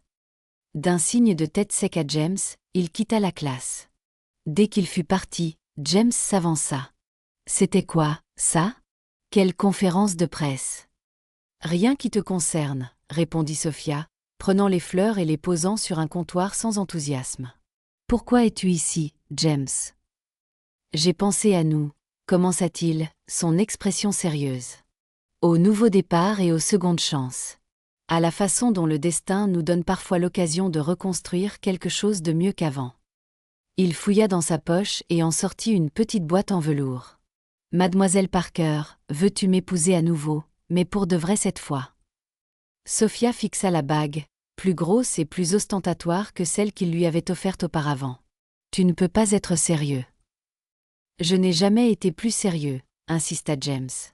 Écoute, je sais que je t'ai fait beaucoup de mal. Ce que j'ai fait était impardonnable, mais je te demande quand même pardon. Nous pouvons tout recommencer. Nous enfuir quelque part sous les tropiques. Juste nous deux. Pas de famille, pas de pression, juste de l'amour. Pendant qu'il parlait, Sophia remarqua ses yeux qui filaient constamment vers sa montre. La même habitude nerveuse qu'elle avait observée auparavant. Seulement cette fois, elle vit ce qui semblait être une notification de texto clignotant sur son cadran. Une montre connectée déguisée en pièce de luxe. « Avec qui communiques-tu en ce moment ?» demanda-t-elle brusquement. James cligna des yeux. « Quoi ? Personne. Je vérifiais juste l'heure. » Sur une montre qui reçoit des messages. Sophia recula, les pièces s'emboîtant soudainement. « Tu connais Victor Kingsley, n'est-ce pas ? C'est avec lui que tu communiques en ce moment. »« C'est ridicule, » ricana James, bien que sa main se déplaçât pour couvrir la montre. « Je n'ai jamais rencontré cet homme avant aujourd'hui. » Mais l'esprit de Sophia tournait à plein régime, reliant des points qu'elle aurait dû voir plus tôt. L'entreprise immobilière de James en difficulté financière. Victor se sentant menacé par son apparition dans la vie d'Alexander. La tension étrangement familière des deux hommes dans la classe. « Depuis combien de temps savais-tu qui j'étais vraiment ?» demanda-t-elle doucement. « Que j'étais la fille d'Alexander Montgomery. »« Je ne sais pas de quoi tu parles, » insista James, mais ses yeux se détournèrent. Le même tic qu'il avait eu en mentant sur l'oubli de leur anniversaire l'année dernière. « Dehors, » dit Sophia, la voix tremblante de colère. « Dehors et ne reviens pas. » Après le départ de James, Sophia s'assit à son petit bureau d'enseignante, l'esprit tourbillonnant de soupçons mais manquant de preuves concrètes. Sur une impulsion, elle appela Zoé. « J'ai besoin de ton aide, » dit-elle lorsque son amie répondit. « Quelle est l'étendue de tes talents d'enquêtrice sur les réseaux sociaux ?» « Niveau légende, » répondit Zoé sans hésitation. « Qu'est-ce que je cherche ?» Tout lien entre James Bennett et Victor Kingsley de Montgomery Enterprises. Des photos aux mêmes événements, des contacts mutuels, n'importe quoi. Compris. Donne-moi jusqu'à demain. Ce soir-là, Sophia reçut un appel d'Alexander. « Je me demandais si tu te joindrais à moi pour dîner samedi, » dit-il. « Il y a quelque chose d'important dont je dois discuter avec toi. »« Tout va bien ?» demanda-t-elle, préoccupée par le ton sérieux de sa voix. « Juste quelques affaires qu'il vaudrait mieux aborder en personne, » répondit Alexander. « Eleanor enverra une voiture te chercher à 19h. » Quand samedi arriva, Sophia fut surprise lorsque le chauffeur la conduisit non pas à un restaurant, mais à un immeuble médical dans le centre de Manhattan. Inquiète, elle suivit les panneaux jusqu'à un cabinet de cardiologie privé au dernier étage où elle trouva Alexander qui l'attendait dans une luxueuse salle de réception. « Je suis désolé pour ce cadre inhabituel, » dit-il en l'embrassant sur la joue en guise de salutation. « J'avais mon bilan de santé régulier aujourd'hui, et le docteur Brené a suggéré que je veuille peut-être partager les résultats avec toi. » Un homme distingué plus âgé en blouse blanche s'approcha, tendant la main. « Mademoiselle Parker, je suis le docteur Brené. Je suis le cardiologue de votre père depuis près d'une décennie. » La gravité de son expression glaça le sang de Sophia. Que se passe-t-il ? Alexander désigna une salle de consultation privée. « Asseyons-nous. Il y a des choses que tu devrais savoir. » À l'intérieur, le docteur Brené montra à Sophia une série d'images sur un écran. Le cœur d'Alexander sous différents angles, avec certaines zones surlignées en couleur. « Votre père souffre d'une pathologie appelée fibrose myocardique progressive, » expliqua doucement le médecin. « Elle provoque un raidissement progressif du muscle cardiaque, rendant de plus en plus difficile pour le cœur de pomper efficacement. » Sophia se tourna vers Alexander. « Quelle est la gravité ? » « Gérable pour l'instant, » répondit Alexander. « Je l'ai depuis des années, mais elle progresse plus rapidement que nous l'espérions. » Sans intervention, continua le docteur Brené, la pathologie donnerait généralement à Alexander environ 12 mois de fonction relativement normale avant que des symptômes plus graves ne se développent. « Et avec intervention ?» demanda Sophia, la bouche sèche. « Nous explorons plusieurs protocoles de traitement. » L'assura le médecin. Des thérapies expérimentales qui sont prometteuses. Alexander a une excellente santé générale par ailleurs, ce qui joue en sa faveur. Après que le médecin les eut laissés seuls, Sophia resta assise dans un silence stupéfait. « Pourquoi ne me l'as-tu pas dit plus tôt ? » « Je ne voulais pas alourdir notre nouvelle relation avec mes problèmes de santé, » admit Alexander.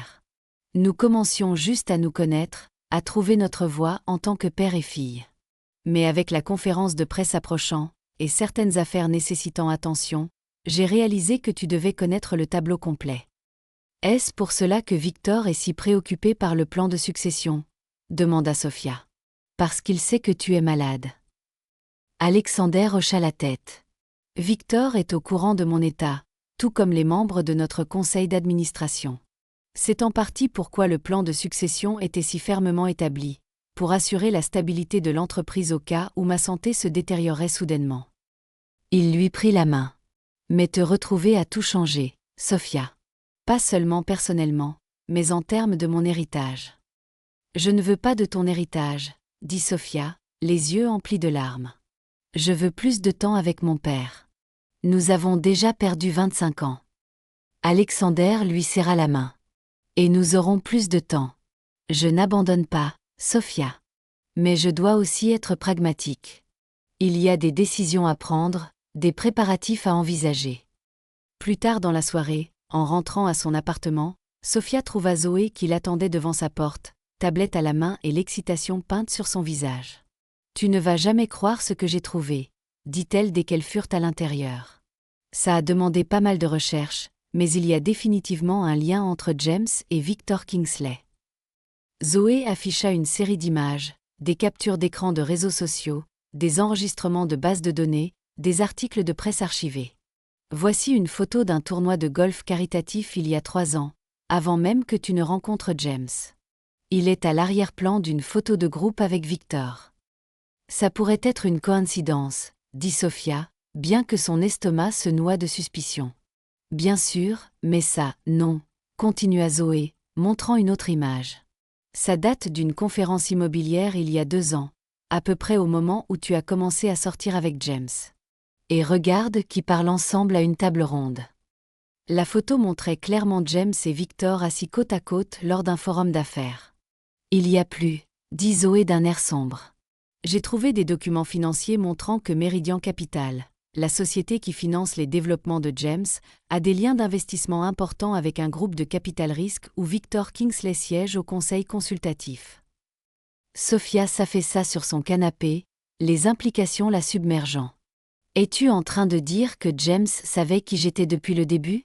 Qu'il m'a courtisée à cause de mon lien avec Alexander ? Je ne peux pas prouver l'intention, admit Zoé. Mais le timing est suspect.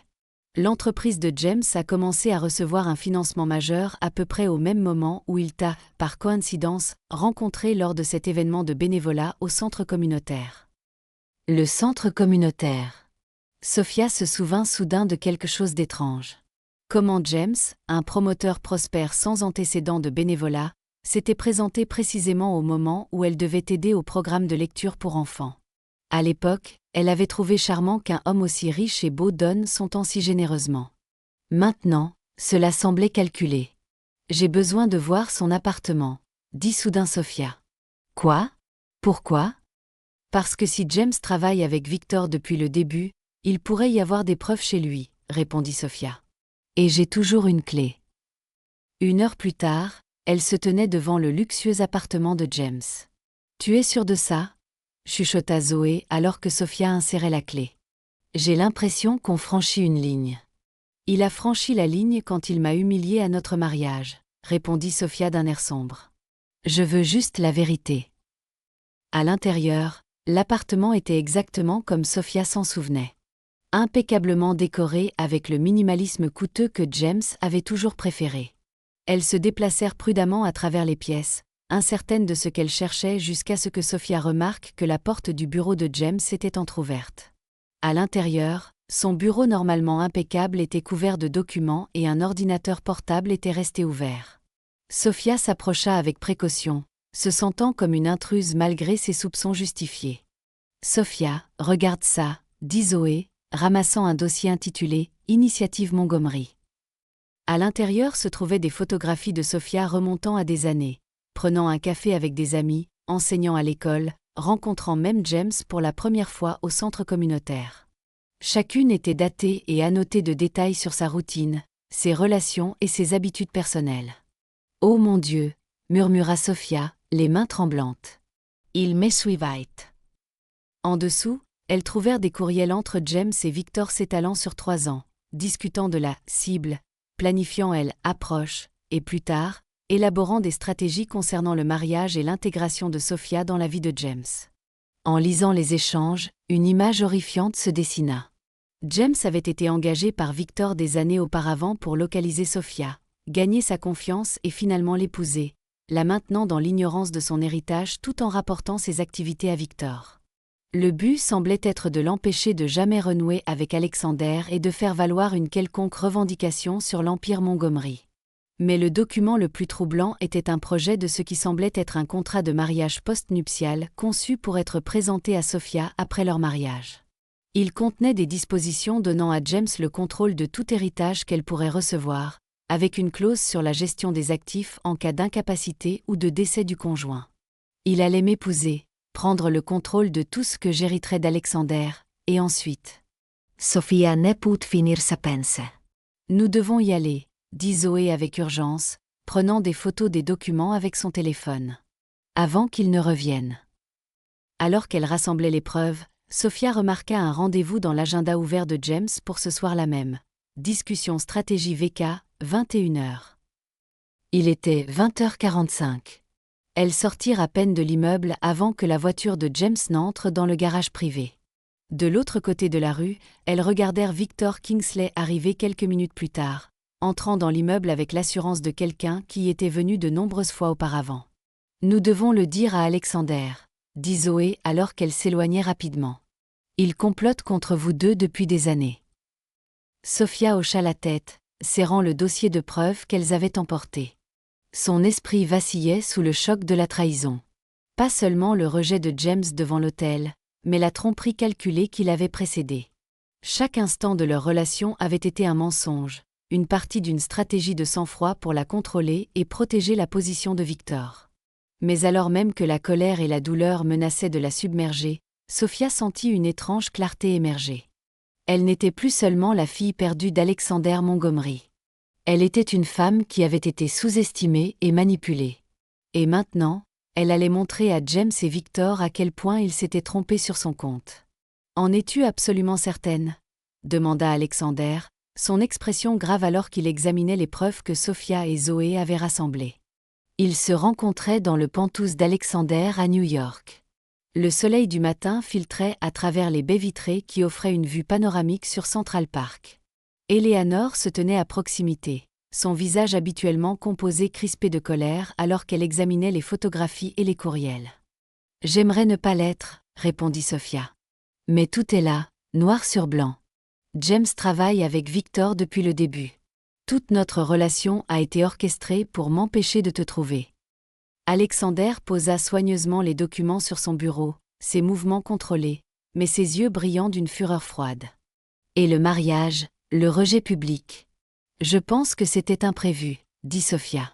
D'après les messages que nous avons trouvés, Victor voulait que James aille jusqu'au bout du mariage, puis utilise le contrat post-nuptial pour contrôler tout héritage que je pourrais recevoir. Mais quelque chose a mal tourné à la cérémonie. Margaret Bennett, Sagara Zoe. La mère de James. Elle n'a jamais approuvé Sophia, et d'après ce que nous avons vu, elle lui mettait la pression jusqu'au moment où il était censé dire ses vœux. Il a craqué sous son influence, ce qui, ironiquement, a créé la situation même qu'ils essayaient d'éviter. Si James avait simplement épousé Sophia comme prévu, nota Eleanor, vous ne seriez peut-être jamais apparu à l'église, Alexander.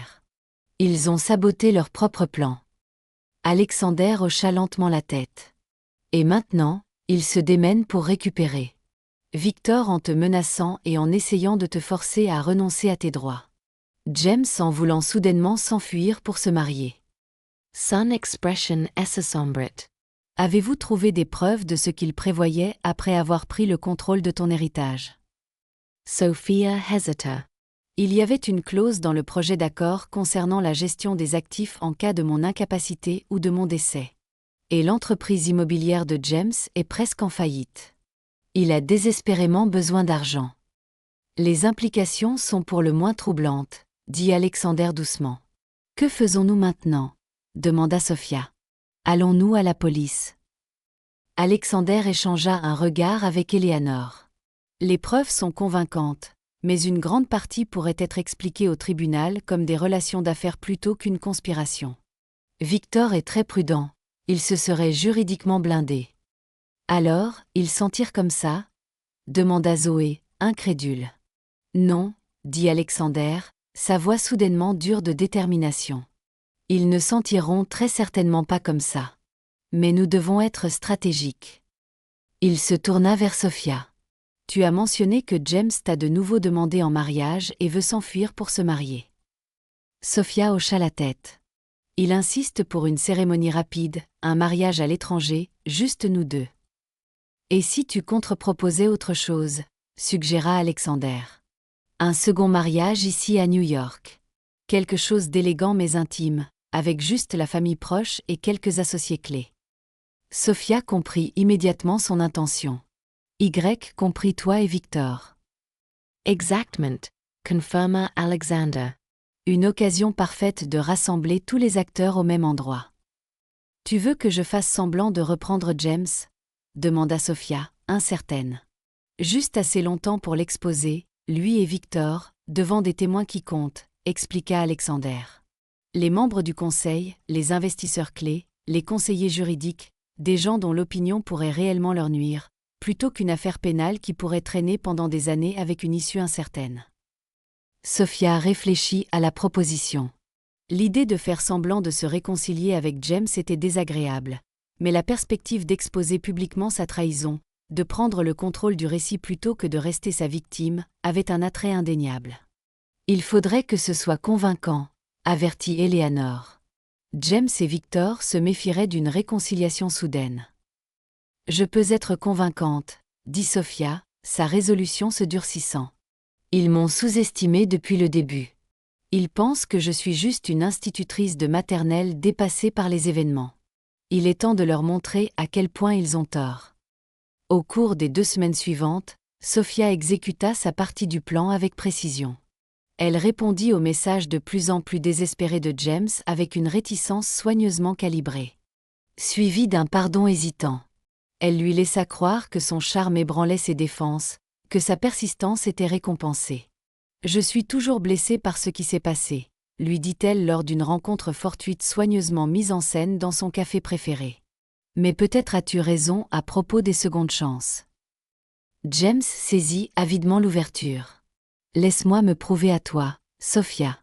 Nous pouvons nous enfuir, repartir à zéro sans toute la pression et les complications. » En fait, répondit-elle d'un air songeur, j'y ai réfléchi.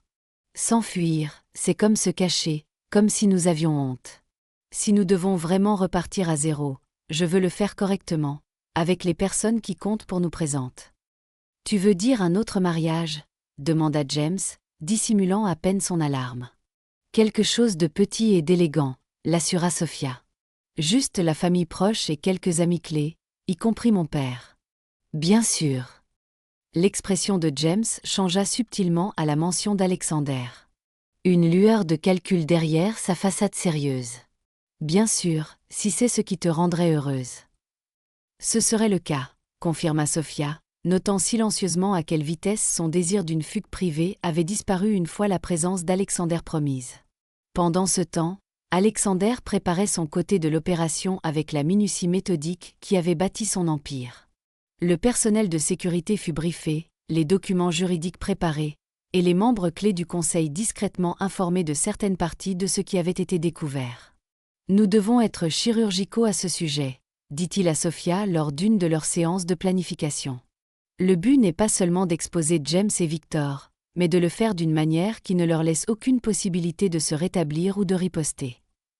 De son côté, Eleanor coordonna les préparatifs du mariage avec son efficacité habituelle, réservant le jardin sur le toit d'un prestigieux hôtel de Manhattan et gérant les innombrables détails qu'un tel événement exigeait, tout en maintenant le secret de leurs véritables intentions. Le matin du second mariage arriva, clair et lumineux, une parfaite journée de printemps à New York. Tandis que Sophia se préparait dans une suite de l'hôtel, Zoé l'aidait à enfiler une robe qui était à des années-lumière de sa première robe de mariée malheureuse. Là où celle-ci avait été modeste et soigneusement budgétée, celle-ci était une création de couturier choisie par Alexander, élégante, sophistiquée, et transmettant subtilement la richesse et le goût des Montgomery. « Comment te sens-tu » demanda Zoé en attachant le dernier bouton. « Étrangement calme » répondit Sophia, étudiant son reflet. Comme si tout ce qui s'est passé, le rejet de James, la découverte d'Alexander, la révélation du complot, menait à ce moment. Une justice poétique, approuva Zoé. Les démasquer lors d'un mariage, tout comme James t'a humilié lors d'un mariage. On frappa doucement à la porte et Alexander entra, impeccablement vêtu d'un costume sur mesure. Il s'arrêta à la vue de Sophia, l'émotion submergeant brièvement son calme habituel. « Tu es magnifique », dit-il doucement. « Merci », répondit Sophia, soudain timide. Pour tout, la robe, cette chance de remettre les choses en ordre. « Tu as fait le plus dur », l'assura Alexander. Maintenir cette comédie avec James n'a pas dû être facile. Sophia lissa de ses mains la soie de sa robe. En fait, c'était plus facile que je ne le pensais. Une fois que j'ai vu la vérité à son sujet, c'était comme regarder un étranger portant un visage familier. L'homme que je croyais aimer n'a jamais existé. Alexander lui offrit son bras. « Esto prete ?» Elle prit une profonde inspiration et hocha la tête. « Absolument. » Le jardin sur le toit avait été transformé en un élégant lieu de mariage avec des fleurs blanches et de la verdure créant une atmosphère de sophistication simple. Contrairement au premier mariage de Sophia, ce rassemblement était délibérément restreint, peut-être 50 invités au total, chacun soigneusement sélectionné pour son importance, soit pour exposer, soit pour être témoin de la révélation à venir. James attendait devant l'autel, élégant dans son smoking, son sourire confiant ne trahissant aucune trace de ses véritables intentions. Au premier rang était assise sa mère, Margaret Bennett, l'air considérablement plus approbateur qu'elle ne l'avait été lors de la première cérémonie. À côté d'elle se trouvait Victor Kingsley, son expression neutre, mais ses yeux vigilants. Le petit orchestre commença à jouer, et les invités se levèrent alors qu'Alexander escortait Sophia dans l'allée. Elle pouvait sentir le poids du regard de Victor alors qu'elle approchait, le calcul silencieux derrière son sourire poli. James tendit la main alors qu'ils atteignaient l'autel, et Sophia permit à Alexander de placer sa main dans la sienne, une dernière tromperie avant que la vérité ne soit révélée. Le prêtre commença la cérémonie, ses mots coulant avec aisance jusqu'à ce qu'il atteigne la phrase familière. Si quelqu'un ici présent a une raison valable de s'opposer à l'union légitime de ce couple, qu'il parle maintenant ou se taise à jamais. Dans la pause qui suivit, Sophia retira doucement sa main de celle de James. « En fait, » dit-elle, sa voix claire portant à travers le toit, « avant de continuer, j'aimerais partager quelque chose avec tout le monde. » James cligna des yeux, confus. « Sophia, quoi ?»« Sécurité, » dit Alexander doucement, et immédiatement plusieurs membres de son équipe se mirent en position. 2 à côté de Victor, un près de James, d'autres bloquant les issues. Sophia se tourna pour faire face aux invités. « Je tiens à vous remercier tous d'être venus aujourd'hui, en particulier ceux d'entre vous qui ont été témoins de mon humiliation lors de mon premier mariage. Quand James m'a déclaré trop pauvre pour me marier. Je suis sûre que vous vous demandez pourquoi je lui donnerais une seconde chance. » Des murmures parcoururent la petite foule. James attrapa le bras de Sophia. « Chérie, ce n'est pas le moment. »« En fait, c'est exactement le moment, » répondit Sophia en s'éloignant de lui. « Voyez-vous, j'ai récemment découvert que toute ma relation avec James était une imposture. Un plan calculé orchestré par lui et Victor Kingsley pour m'empêcher de découvrir ma véritable identité en tant que fille d'Alexander Montgomery. » Victor s'éleva. « C'est absurde. Alexander, maîtrisez les simagrées de votre fille. »« Je pense que nous devrions écouter ce qu'elle a à dire, » répondit calmement Alexander. À son signal, Eleanor activa un écran de projection qui avait été dissimulé parmi les décorations de mariage. Y apparut le premier de nombreux documents incriminants, des courriels entre James et Victor discutant de la « cible » et de leur stratégie pendant 3 ans. Sophia continua. James rendait compte de mes activités à Victor, s'assurant que je restais ignorante de mon héritage. Leur but était de me tenir séparée de mon père, et quand cela a échoué, de prendre le contrôle de tout héritage que je pourrais recevoir. Le visage de James s'était vidé de toute couleur. « Sophia, ce sont évidemment des fabrications. Quelqu'un essaie de nous séparer. »« Comme ce document ?» demanda Sophia alors qu'Eleanor affichait le contrat post-nuptial à l'écran. « Celui qui vous donne le contrôle de mes biens en cas d'incapacité ou de décès. Était-ce aussi une fabrication, James ? Margaret Bennet s'éleva en tremblant. James, de quoi parle-t-elle? Que as-tu fait? Mais James bougeait déjà, tentant de bousculer l'un des agents de sécurité vers la sortie. C'est une affaire privée entre Sophia et moi. Si vous voulez bien m'excuser. J'ai bien peur que nous ne puissions pas vous laisser partir tout de suite, dit Alexander, faisant signe à son équipe de sécurité, qui bloqua fermement le passage de James. Pas quand il y a tant d'autres choses à discuter. Comme le détournement de fonds que Victor mène depuis 5 ans chez Montgomery Enterprises. Cette accusation provoqua un nouveau choc parmi les invités assemblés. Le visage de Victor se crispa de rage. Vous n'avez aucune preuve de cela. En fait, si, répondit Eleanor, faisant avancer le diaporama pour afficher des documents financiers. Une fois que nous avons commencé à enquêter sur votre lien avec James, nous avons découvert des irrégularités dans plusieurs comptes offshore liés à des sociétés écrans sous votre contrôle. L'équipe de jury comptabilité a préparé un rapport complet pour le conseil.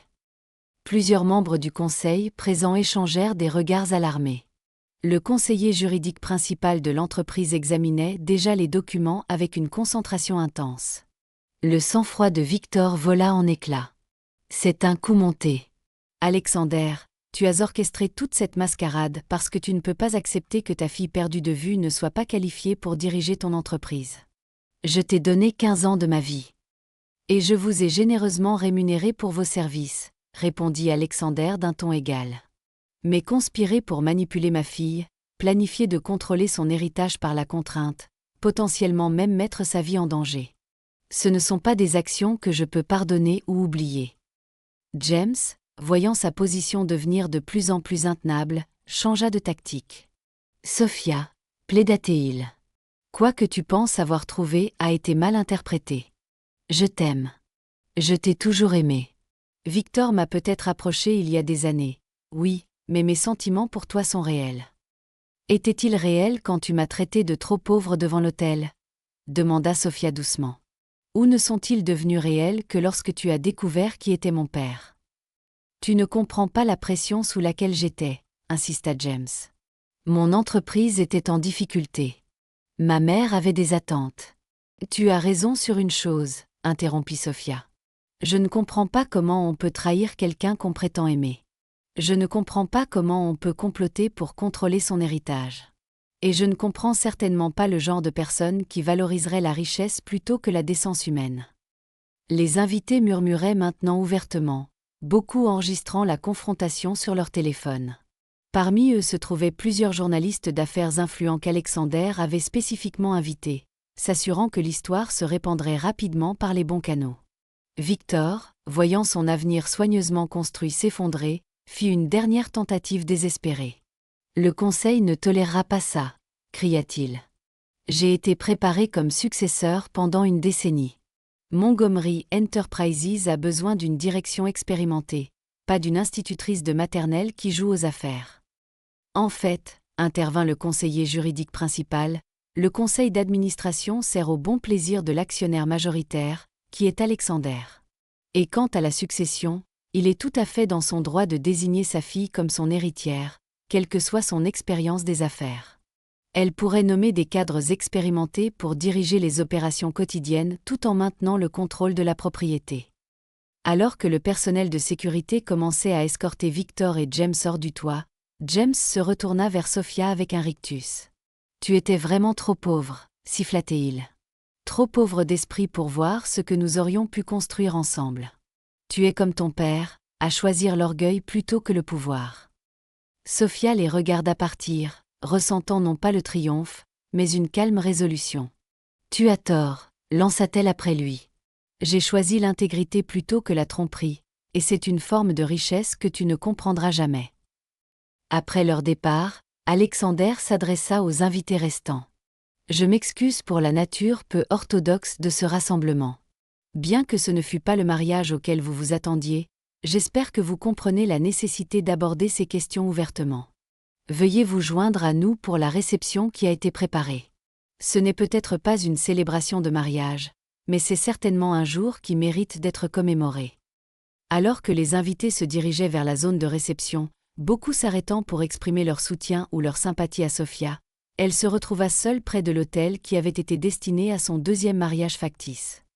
L'ironie ne lui échappait pas. 2 fois elle s'était approchée de ce seuil, et 2 fois la cérémonie avait déraillé. Mais cette fois, elle avait été aux commandes. Alexander s'approcha, l'inquiétude dans les yeux. « Ça va ?» Sophia sourit, surprise de trouver des larmes dans ses yeux malgré son sang-froid. « Oui. C'est juste beaucoup à digérer. Il y a 6 semaines, j'étais une institutrice de maternelle excitée à l'idée d'épouser l'homme que j'aimais. Maintenant, j'ai retrouvé mon père, démasqué un complot et humilié publiquement 2 hommes qui ont essayé de me manipuler. C'est beaucoup de changements à absorber. » Alexander hocha la tête d'un air songeur. La vie suit rarement le chemin que nous attendons. La question est de savoir ce que tu veux faire ensuite. C'est la partie étrange, répondit Sophia. Pour la première fois depuis des semaines, j'ai l'impression de le savoir. 6 mois plus tard, Sophia se tenait à un pupitre dans la grande salle de bal du siège de la Fondation Montgomery, s'adressant à la foule rassemblée lors du lancement de son initiative éducative. La fondation, sa fondation, fournirait des bourses, des ressources et un soutien aux communautés défavorisées, avec un accent particulier sur l'éducation de la petite enfance. Certaines personnes mesurent la richesse par les comptes en banque et les possessions, dit-elle à l'auditoire.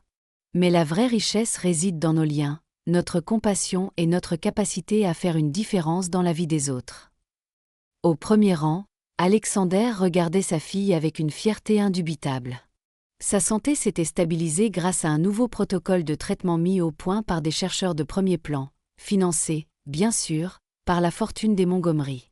Bien que son état restât sérieux, les médecins étaient désormais prudemment optimistes quant à son pronostic à long terme. Après la présentation, alors que les invités se mêlaient et célébraient le lancement de la fondation, Sophia repéra un visage familier parmi le personnel de restauration. James, visiblement moins élégant qu'elle ne s'en souvenait, servant du champagne avec un sourire forcé. Leurs regards se croisèrent brièvement à travers la pièce. Il détourna rapidement les yeux. La disgrâce publique de ses manigances démasquées ayant définitivement nui à sa carrière autrefois prometteuse.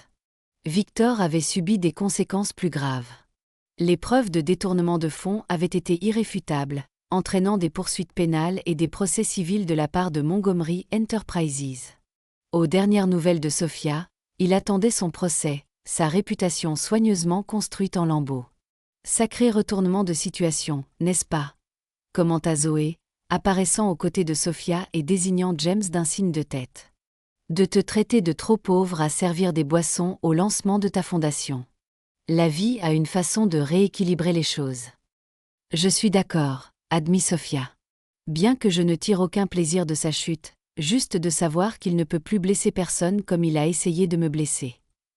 Plus tard dans la soirée, Sophia se rendit en voiture à la modeste maison de banlieue de sa mère où Hélène et Robert organisaient un petit dîner de famille pour célébrer le lancement réussi de la fondation.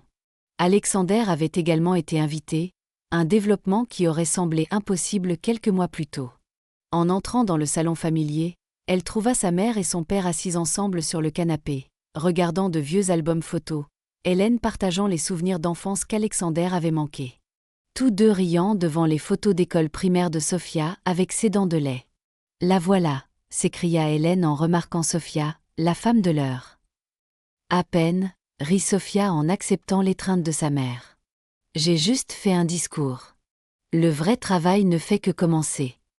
Ne minimise pas ce que tu as accompli, » la réprimanda doucement Alexander.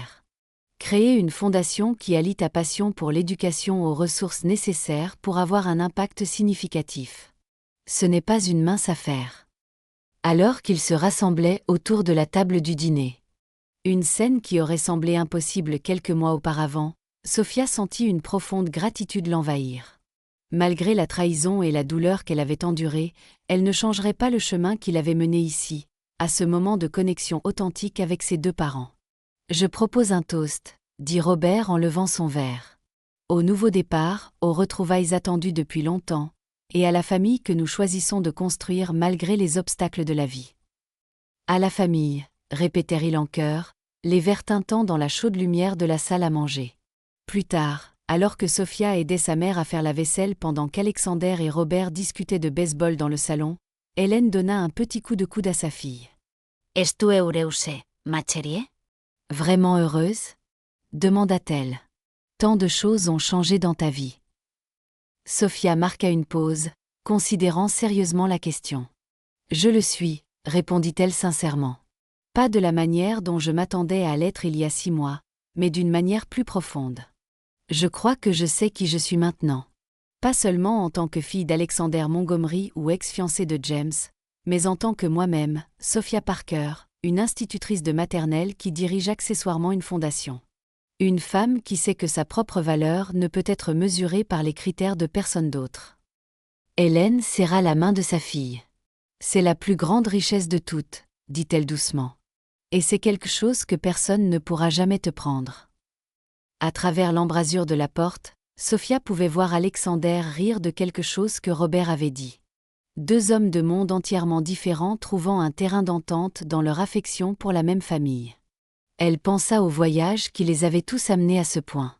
L'humiliation qui avait révélé son véritable héritage, la trahison qui l'avait finalement libéré d'une vie construite sur des mensonges, la confrontation qui lui avait permis de reprendre le contrôle de son récit. « Tu es trop pauvre », avait dit James lors de ce premier mariage. Comme il s'était trompé. Sophia Parker n'avait jamais été pauvre de la manière qui comptait vraiment, en courage, en intégrité, en capacité à forger des liens authentiques. Et maintenant, entourée de sa famille reconstruite, pas parfaite, toujours en guérison, mais authentique à tous égards importants, elle savait sans aucun doute qu'elle était riche au-delà de toute mesure.